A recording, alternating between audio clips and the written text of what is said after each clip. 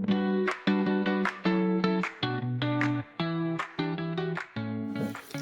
halo, hai. Siapa nih yang udah ngerasa nggak cocok sama pasangannya dan memilih untuk memutuskan bercerai?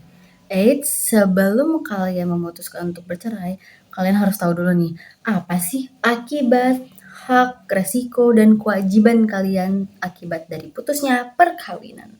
Perkenalkan, aku Alia Septianti Rizal dengan NPM 2412011055, mahasiswi semester 2, Fakultas Hukum Universitas Lampung, yang kali ini mau ngebahas nih sama kalian tentang akibat dari putusnya perkawinan. Berarti mata kuliah hukum perdata dong. Dan aku diampu di kelas Bapak Muhammad Wendy Trijaya SHMHU dan Ibu Aprilianti SHMH. Akibat putusnya perkawinan diatur dalam Pasal 41 Undang-Undang Nomor 1 Tahun 1974, Pasal 149 Impres Nomor 1 Tahun 1991. Akibat putusnya perkawinan dapat dibedakan menjadi dua macam, yaitu akibat talak itu yang mengajukan perceraiannya laki-laki.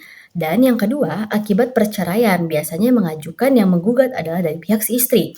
Bila mana perkawinan putus karena talak, maka bekas suami wajib ada 4 nih. Yang pertama, memberikan mut'ah yang layak kepada bekas istrinya, baik berupa uang atau benda, kecuali bekas istrinya tersebut qabla al-dukhul. Yang kedua, memberikan nafkah, mas kawin, dan kiswah kepada bekas istri selama dalam masa idah, masa tunggu ya, kecuali bekas istrinya telah dijatuhi talak bain atau nusyus dan dalam keadaan tidak hamil. Yang ketiga, melunasi mahar yang masih terutang seluruhnya, yang kalau maharnya belum dibayar nih, dan separuh apabila qabla al-dukhul. Yang keempat, membiayai hadanah untuk anak-anaknya yang belum mencapai umur 21 tahun. 21 tahun. Yang menjadi hak suami, tadi itu kan kewajibannya nih, yang sekarang haknya nih terhadap istrinya adalah melakukan rujuk. Kalau misalkan kalian ngerasa, egonya udah pada turun nih, mau rujuk deh kepada bekas istrinya yang masih dalam masa idah, masa tunggu. Bagi istri untuk menerima atau menolak. Jadi masih ada masa tunggu nih, istrinya masih bisa mikir dengan jernih. Mau rujuk nggak ya? Atau mau kembali nggak ya? Gitu.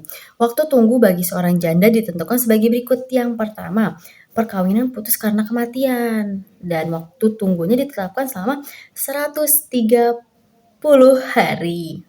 Yang kedua, putusnya perkawinan karena perceraian. Waktu tunggu bagi yang masih haid ditetapkan 3 kali suci dengan sekurang-kurangnya 90 hari. Dan bagi yang tidak haid ditetapkan 90 hari juga. Yang ketiga, perkawinan putus karena perceraian.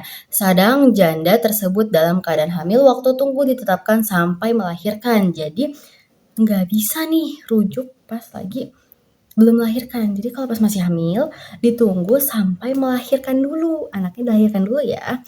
Yang keempat, perkawinan karena kematian. Seorang janda tersebut dalam keadaan hamil, waktu tunggu ditetapkan sampai melahirkan. Itu ada nih di pasal 153 ayat 2 Impres nomor 1 tahun 1991. Yang kelima, tidak ada waktu tunggu bagi yang putus perkawinan karena perceraian, sedang antar janda tersebut dengan bekas suaminya qabla al-dukhul. Yang keenam, bagi perkawinan yang putus karena perceraian, tenggang waktu dihitung sejak jatuhnya putusan pengadilan agama yang mempunyai kekuatan hukum tetap. Sedangkan bagi perkawinan yang putus karena kematian, tenggang waktu dihitung sejak kematian suami.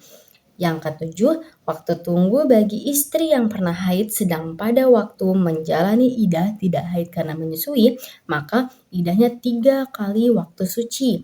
Yang ke-8 atau yang terakhir, bagi wanita yang pernah haid bukan karena menyusui, maka masa idahnya selama 1 tahun, tetapi apabila dalam waktu 1 tahun ia kembali haid, maka idahnya menjadi 3 kali waktu suci. Nah, yang tadi itu kan kita ngebahas tentang hak dan kewajiban si suaminya nih. Apa sih yang menjadi kewajiban istri apabila suami yang memberikan talak? Jadi suami nih yang menggugat, tapi istri juga tetap punya kewajiban dong. Yang kewajiban yang pertama adalah yang pertama, menjaga dirinya. Yang kedua, tidak menerima pinangan. Dan yang ketiga, tidak menikah dengan pria lain.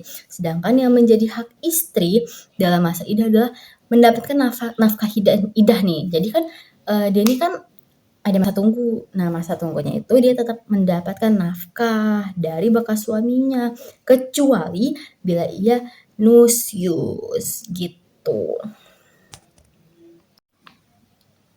Nah, teman-teman, ternyata akibat putusnya perkawinan karena perceraian ini diatur loh dalam pasal 156 Impres nomor 1 tahun 1991. Ternyata ada 3 nih akibat putusnya perkawinan. Yang pertama terhadap anak-anaknya, yang kedua terhadap harta bersama atau yang familiar sama kita tuh harta gono gini. Yang ketiga tuh terhadap mut'ah. Nah, ada 7 akibat putusnya perkawinan karena perceraian terhadap anak-anaknya. Yaitu yang pertama, anak yang belum mumayyiz berhak mendapatkan hadanah dari ibunya kecuali ibunya telah meninggal dunia. Yang kedua, anak yang sudah mumayyiz berhak memilih untuk mendapatkan hadanah dari ayah ataupun ibunya.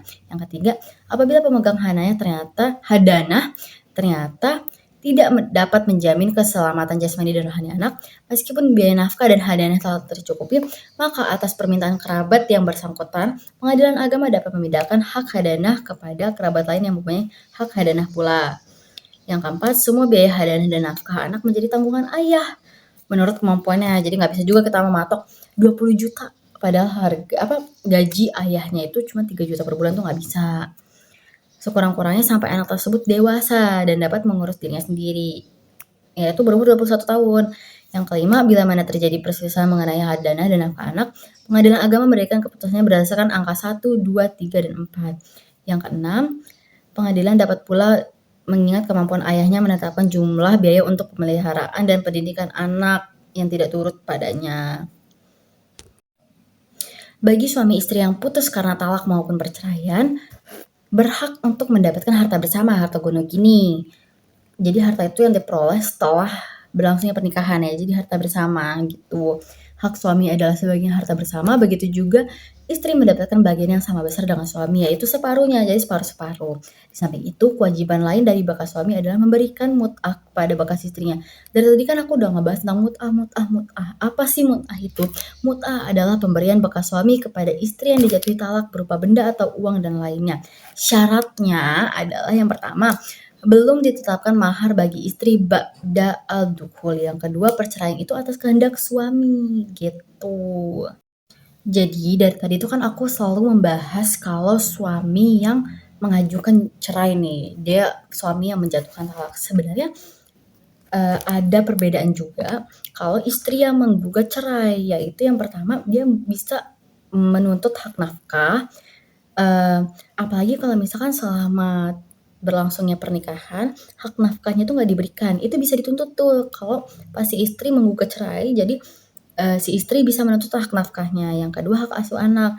Jika ada anak, apalagi kan seperti yang kita tahu di Indonesia terutama, sebenarnya kan harusnya hak asuh anak itu terhadap yang mampu, antara orang tua, ayah, ataupun ibu. Tapi normalnya yang terjadi di Indonesia itu adalah ibu yang mendapatkan hak asuh, apalagi kalau anaknya masih kecil, karena butuh perhatian dan dukungan dari terutama ibu ya yang ngurusin ya. Yang kedua, pembagian harta gono gini sesuai hukum yang berlaku.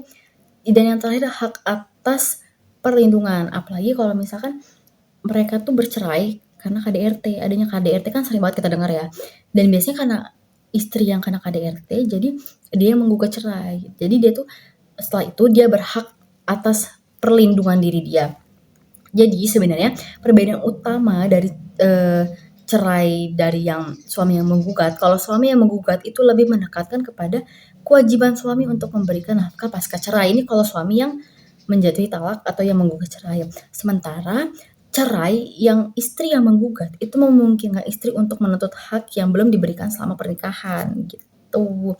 Tetap ada perbedaan utama sih. Jadi kalau misalkan suami yang menggugat cerai itu fokusnya adalah bagaimana setelah perceraian suami tetap memberikan nafkah. Kalau istri yang menggugat itu fokusnya adalah bagaimana istrinya menuntut haknya balik nih selama pernikahan. Jadi gitu aja video yang bakal aku sampaikan ini. Kedepannya mungkin bakal lebih banyak video-video edukasi dari aku. Jadi stay tune terus.